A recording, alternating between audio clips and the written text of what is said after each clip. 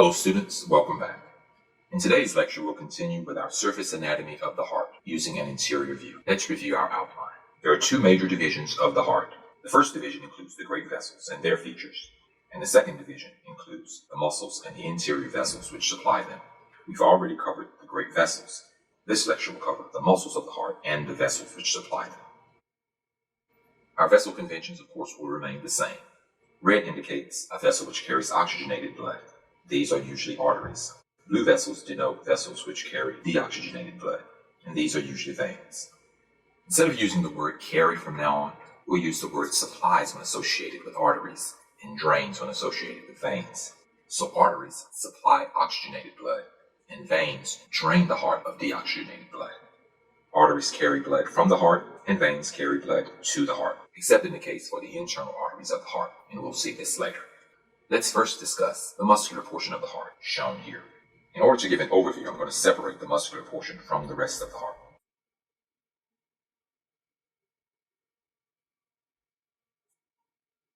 The muscular portion of the heart has four areas that we will describe. The heart has a broad superior part, and a pointy inferior part, and two margins, the left margin and the right margin. The heart has a broad superior portion, shown here on the top. This is known as the base. The heart also has an inferior pointy end. This is known as the apex. The left side of the heart is known as the left margin, and the right side is known as the right margin.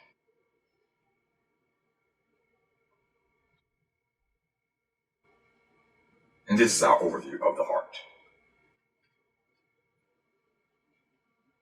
Now let's describe the features of the muscular region. Shown here and in the walls of the atria is the cardiac muscle of the heart.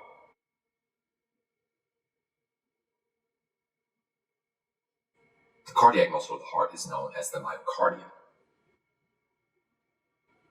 The myocardium is found in the wall of all four chambers. These vessels here separate the two lower chambers of the heart. On the right here is the lower right chamber. And on the left here is the lower left chamber. The lower left chamber is the left ventricle, and the lower right chamber is the right ventricle. These two chambers are responsible for pumping the blood outside of the heart. On the surface of the myocardium, under these vessels, we have a layer of adipose tissue, or fat, drawn yellow here. Also on the interior of the heart, we have two major grooves. There's a very long groove found at the base, or at the crown of the heart, shown here. I'm going to outline this groove. This groove separates the atria from the ventricles, the right atrium and the left atrium from the right ventricle and left ventricle.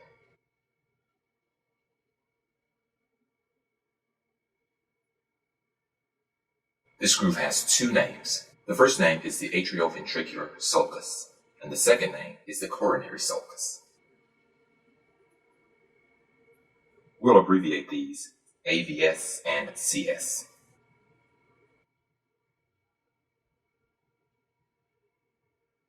Notice that in this groove there are major vessels which supply and drain the heart. A second groove of the heart is found here, which separates the right ventricle from the left ventricle. I will highlight that one here.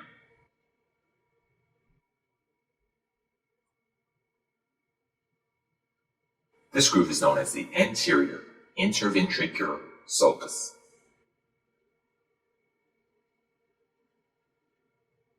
We will abbreviate it AIVS. Now we've identified all parts of the muscular region that are not internal blood vessels. These blood vessels, which supply and drain the myocardium, are part of the coronary circulation. Let's first explain why it's called coronary circulation. In countries where there's a monarchy, when a new person becomes king or queen, he or she has a coronation, and at that coronation, a crown is placed on the person's head. If you look at the heart here, the heart represents a head, where the base is the top of the head. When anatomists first saw coronary circulation, they saw that there was a crown of coronary vessels going around the crown of the head, or the crown of the heart. And for that reason, they call this coronary circulation. So the word coronary represents the crown of the heart, or the base of the heart. There are two types of coronary vessels. The internal heart arteries are called coronary arteries.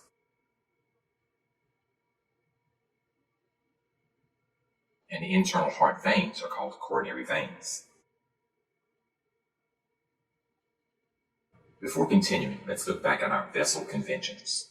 In previous lectures, we stated that arteries carry blood from the heart and veins carry blood to the heart.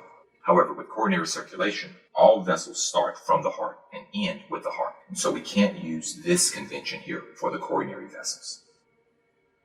We can still use this one. Arteries carry oxygenated blood and veins carry deoxygenated blood. However, we won't use carry. For arteries, we'll use supply, and for veins, we'll use drain.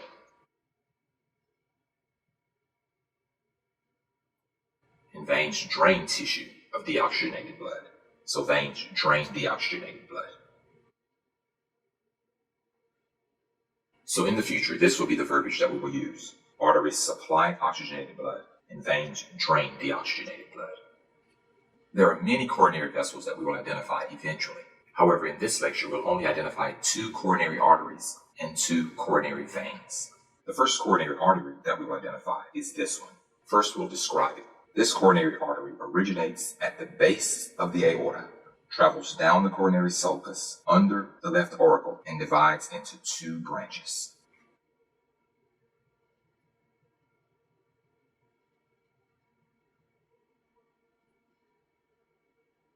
This coronary artery is simply known as the left coronary artery. The left coronary artery is abbreviated LCA. Shown here is our second coronary artery. This coronary artery also stems from the base of the aorta, travels down the coronary sulcus and under the right auricle.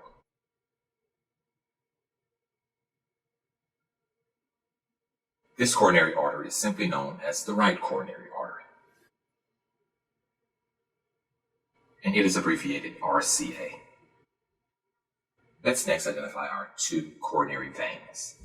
The first vein is shown here in the interventricular sulcus. This vein originates at the apex of the heart, travels up the anterior interventricular sulcus, arcs left, and proceeds to the back of the heart.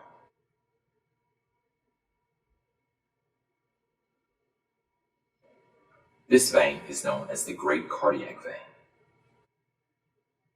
Let's identify our second coronary vein. This vein travels up the right margin of the heart, enters the coronary sulcus, arcs to the right, and proceeds to the back of the heart.